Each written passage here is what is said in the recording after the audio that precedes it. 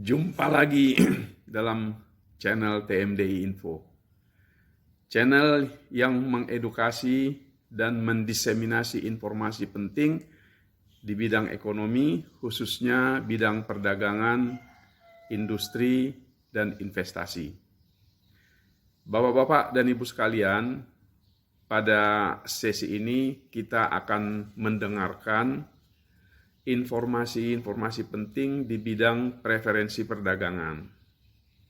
Preferensi perdagangan itu adalah kemudahan-kemudahan yang diberikan oleh negara-negara maju kepada eksportir di negara-negara berkembang agar mereka bisa lebih mudah mengekspor ke negara maju dengan skema penurunan tarif bea masuk. Oleh karena itu, sangat penting kita mendengarkan informasi yang akan disampaikan oleh Bapak Murad Purba. Bapak Murad Purba adalah pensiunan Kementerian Perdagangan yang sangat mengetahui mengenai preferensi perdagangan. Beliau banyak mengikuti seminar, sidang-sidang internasional, baik di dalam negeri maupun di luar negeri. Mari kita saksikan. Salam sehat untuk kita semua. Tetap semangat, dan pada kesempatan ini saya akan menyampaikan mengenai preferensi perdagangan internasional yang dapat dimanfaatkan oleh Indonesia. Preferensi perdagangan internasional ini merupakan bagian dari kesepakatan secara bilateral, regional, dan multilateral serta unilateral dalam bentuk penurunan atau pembebasan tarif bea masuk dari tarif normal atau tarif MFN. Ada 11 preferensi perdagangan internasional yang dapat dimanfaatkan oleh dunia usaha Indonesia, yaitu yang pertama adalah ASEAN Trade in Goods Agreement atau yang disingkat dengan A3, yaitu kesepakatan 10 negara anggota ASEAN. Yang kedua adalah ASEAN China Free Trade Area atau yang disingkat dengan ACFTA, yaitu kesepakatan 10 negara anggota ASEAN dengan China. Yang ketiga adalah ASEAN Korea Free Trade Area atau yang disingkat dengan AKFTA, yaitu kesepakatan 10 negara anggota ASEAN dengan Korea. Yang keempat adalah ASEAN India Free Trade Area atau yang disingkat dengan AIFTA, yaitu kesepakatan 10 negara anggota ASEAN dengan India. Yang kelima adalah ASEAN Australia New Zealand Free Trade Area atau yang disingkat dengan AANZFTA, yaitu kesepakatan 10 negara anggota ASEAN dengan Australia dan Selandia Baru. Yang berikutnya adalah yang keenam, ASEAN Japan Comprehensive Economic Partnership atau yang disingkat dengan AJCEP, yaitu kesepakatan 10 negara anggota ASEAN dengan Jepang. Yang ketujuh adalah Regional Comprehensive Economic Partnership, itu yang disingkat dengan RCEP, yaitu kesepakatan dari 10 negara anggota ASEAN dengan 5 negara mitra ASEAN. Ketujuh preferensi tersebut yang telah saya sebutkan merupakan hasil kesepakatan regional.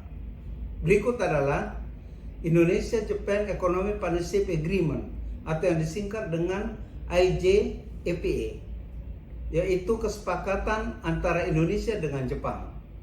Berikutnya adalah Indonesia-Pakistan Preferential Trade Agreement atau yang disingkat dengan IPPTA, yaitu kesepakatan Indonesia dengan Pakistan.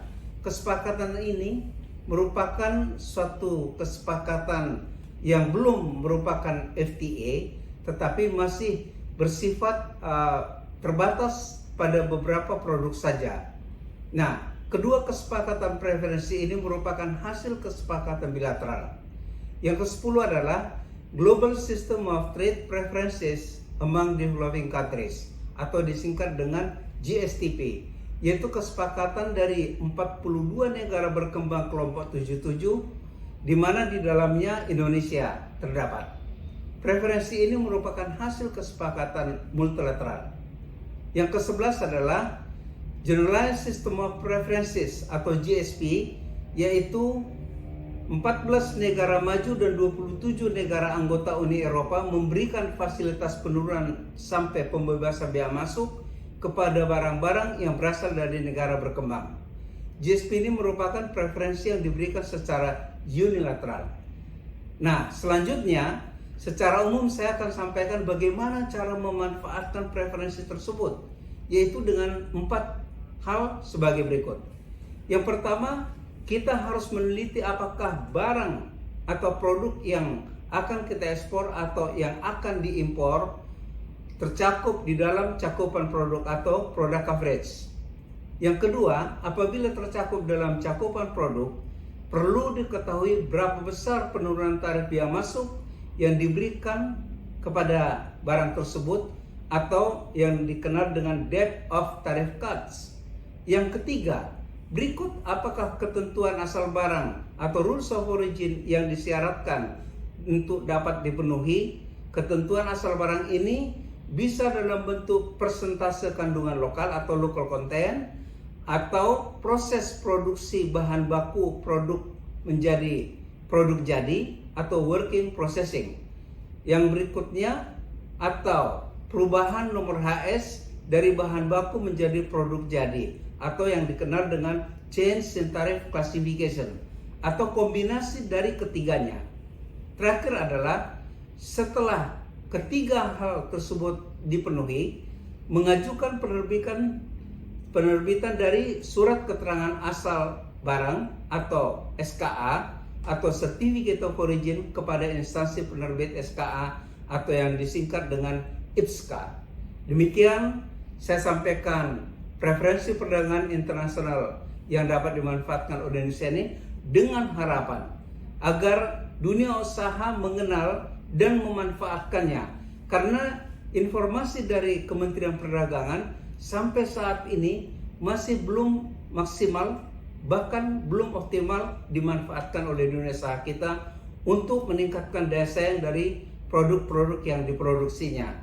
Demikian saya sampaikan, saya ucapkan terima kasih. Demikianlah Bapak-bapak dan Ibu sekalian, kita sudah menyaksikan pemaparan dari Bapak Murad Purba mengenai sistem preferensi perdagangan. Semoga dengan pemaparan ini banyak eksportir yang bisa memanfaatkan skema ini agar mereka dapat meningkatkan ekspornya ke negara-negara maju. Terima kasih, sampai ketemu pada sesi berikut TMDI Info. Salam sehat.